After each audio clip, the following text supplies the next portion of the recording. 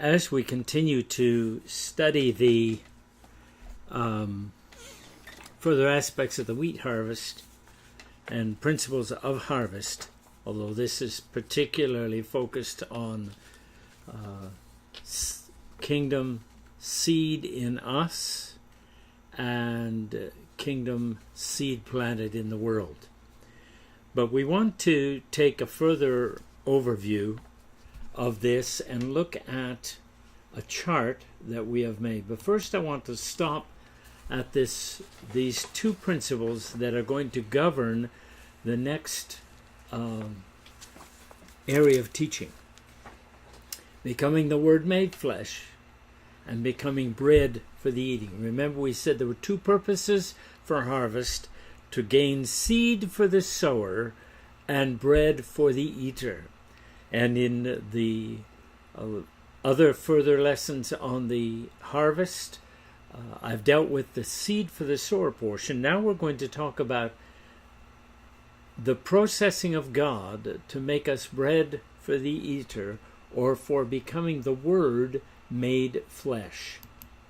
Here we have an overview chart that the Lord gave me a number of years ago, and we have not really taught on this much, so even for those who know me and who have followed my ministry, there will not be a lot there that they have looked at. Maybe portions of this, but not the extent that we're going to look at it today.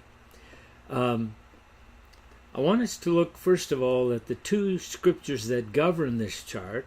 1 Corinthians 10 and 7, "For we being many are one bread and one body, for we are all partakers of that one bread." That one bread, of course, being the Lord Jesus Christ, but that being planted in us or becoming part of us should bring us to being a corporate loaf and bread for the hungry. In Proverbs 6 and 1, and this is what we're going to look at, this governs the processing of the chart, but it says, Proverbs 16:1, "The preparations of the heart in man, and the answer of the tongue is from the Lord." In other words, God does the preparation in my heart, but he also prepares my tongue to answer. Often when going through the processes of God, our tongue gets loosened and not necessarily answers and responds the way God would have us respond. And God wants to bring us to a place where that response is very clear, very different, but a very godly response. So in that, we want to look at some of these things. You have there, and for the chart, I'm just going to read the scriptures, and we'll go into depth when we get to that portion of the process that we move extendedly on. The first thing that happens to the corn or the wheat is, in the making of bread, is that it is bruised or crushed. In Isaiah 53 and 10, it says, "Yet it pleased the Lord to bruise him. He hath put him to grief when thou shalt make his soul an offering for sin. He shall see his seed, he shall prolong his days, and the pleasure of the Lord shall prosper in his hand." In Isaiah 28 and 28, it says this, "Bread corn is bruised, because he will never always be threshing it." The threshing portion can apply to both the seed to the sower, because you clean the seed that way, and you get rid of the excess, that which was essential during the growth. It protected the seed during the growth, but once the seed is mature, it no longer needs protection, and that becomes what we have called chaff.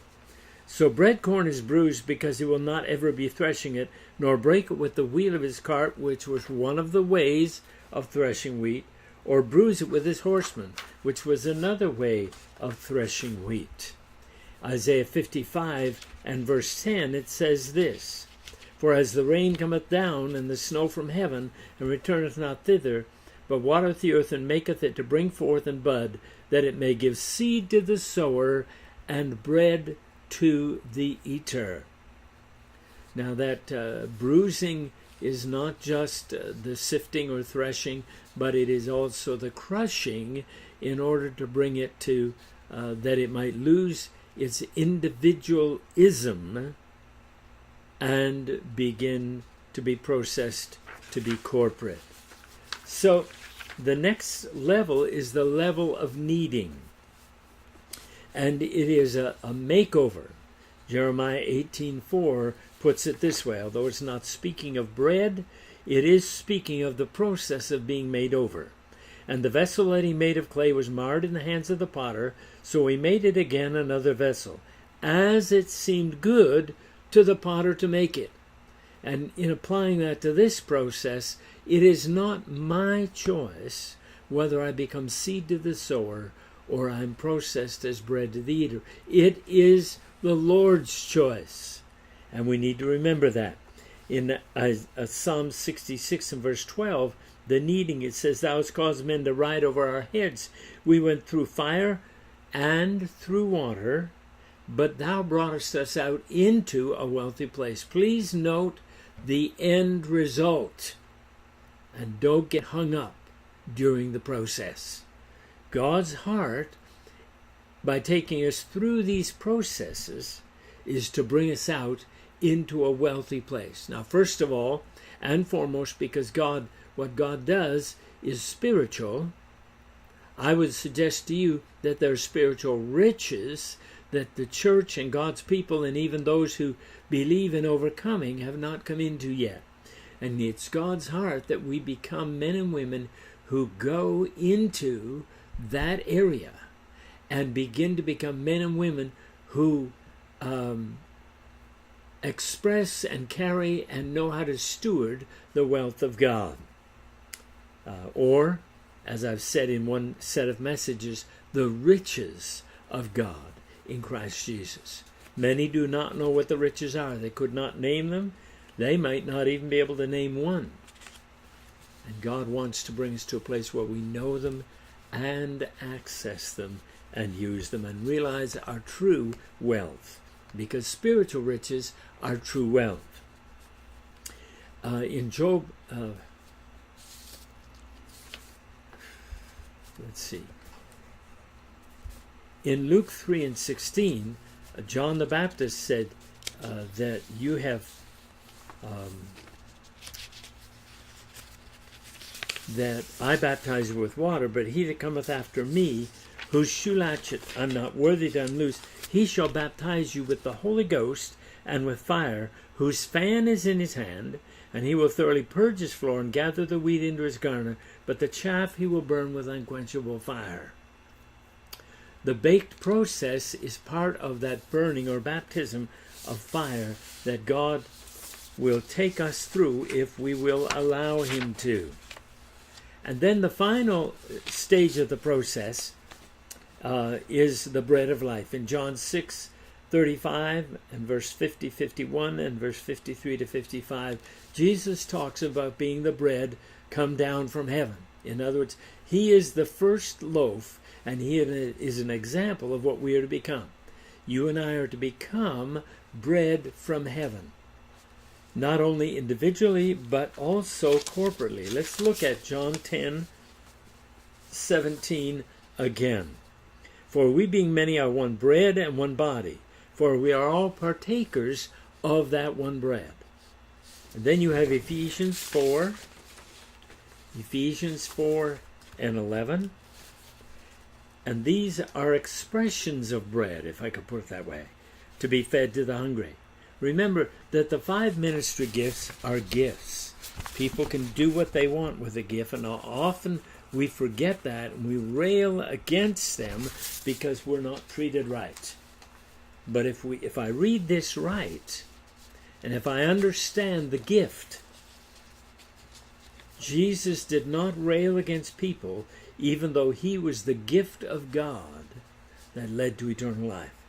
So in 1 Corinthians 4 and 11, and he gave some apostles, some prophets, and some evangelists, and some pastors and teachers, for the perfecting of the saints, for the work of the ministry, for the edifying of the body of Christ. How long are they there? till we all come in the unity of the faith and the knowledge of the Son of God unto a perfect man, unto the measure of the stature of the fullness of Christ.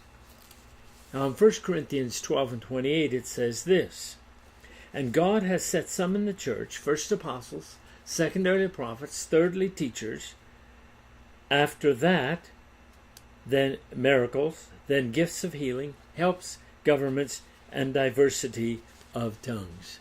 Now this chart culminates with John 21:15 and 16. So when they had dined, Jesus said to Simon Peter, Simon, son of Jonas, lovest thou me more than these? And he said unto him, Yea, Lord, thou knowest that I love thee. He said unto him, Feed my lambs. Then he saith again unto him, the second time, Simon, son of Jonas, lovest thou me? He said unto him, Yea, Lord, thou knowest that I love thee. He saith unto him, Feed my sheep. And of course we also know that he said it a third time, and Simon Peter's answer was, Lord, thou knowest all things, thou knowest that I love thee. And were we to do a deep study on that, we would find that there's at least two different levels of love spoken of in that passage when you look into the depth of the scripture. Jesus is talking about one level of love. Simon Peter is talking about a different level of love. But at least Simon Peter is honest. So I want to go now and begin to go into an extensive study of this. And we want to treat first the bruising, if I could put it that way. Remembering the scripture that's governing this is how do we become, or the question, how do we become one bread? What process does God take us through in order to bring us there? So let's look at this. And we're going to start again with the bruised, so that we are in line with what God is saying. In Isaiah 53:10, it pleased the Lord to bruise him. Remember that the bruising of God is not to death, but is life.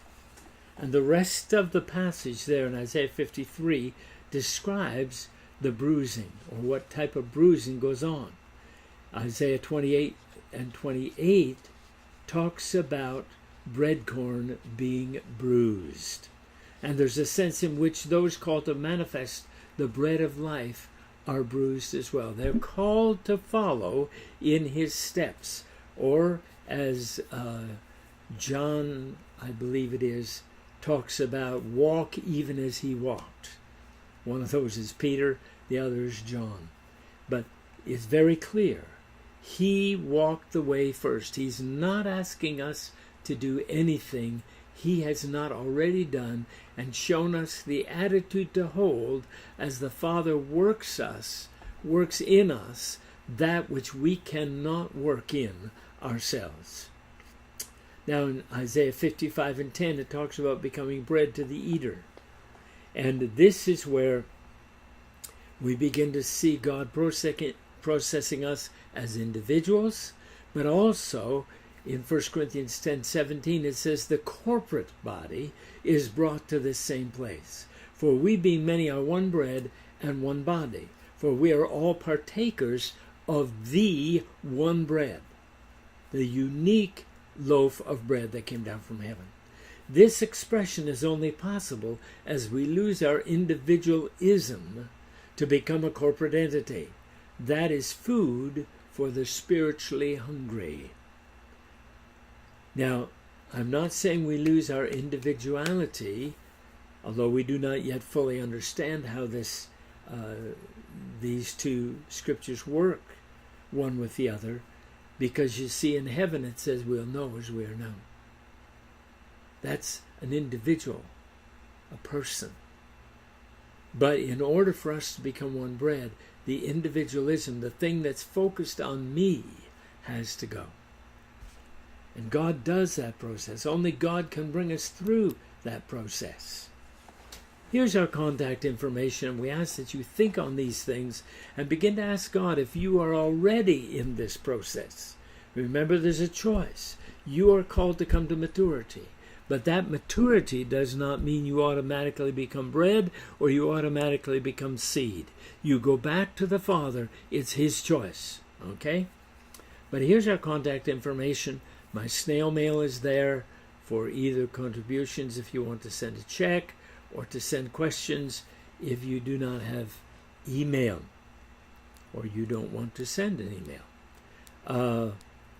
We have our website there on which you can find greater explanation for these things in courses that we have written that can be taken towards ecclesiastical degrees for a fee through the Institute for Strategic Christian Leadership. We also have some of those courses on DVD. We have CDs as well. All of those can be purchased. And you can also go there and donate to help keep us functioning in this ministry and in this this way of communicating with you. If you have questions, my first choice of vehicle to contact me would be through my email. And the reason for that is if you write questions, I can answer your questions. And I won't miss anything. If I don't know the answer to the question that you're asking, I will then search it out, but I'll have a reminder before me.